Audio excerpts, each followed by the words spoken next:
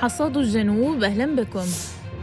استقبل علي الكثير القائم بأعمال رئيس المجلس الانتقالي الجنوبي رئيس الجمعية الوطنية اليوم الثلاثاء رئيسة بعثة اللجنة الدولية للصليب الأحمر كريستين شيبولا، وناقش اللقاء برامج وأنشطة اللجنة في محافظات الجنوب وآليات معالجة الإشكاليات التي تواجه سير العمل وسبل توفير المزيد من الإمكانيات لمواجهة المعاناة المستمرة للمواطنين.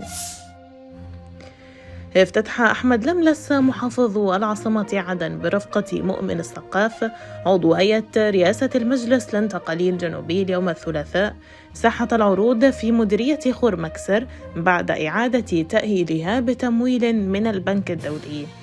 ولفت لملس إلى أهمية المشروع لتحسين البنية التحتية وتعزيز المرافق العامة في العاصمة عدن، مشدداً على أهمية استمرار المشاريع التنموية بدعم من المجتمع الدولي لإعادة أعمار عدن وتعزيز استقرار العاصمة.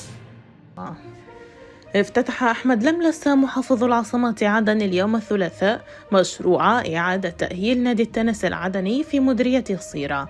لملس تفقد برفقة مؤمن السقاف رئيس القيادة المحلية للمجلس الانتقالي في العاصمة عدن أقسام إدارة النادي، كما اطلع على مكونات المشروع الذي شمل إعادة تأهيل ساحة التنس والأقسام والمكاتب الإدارية للنادي.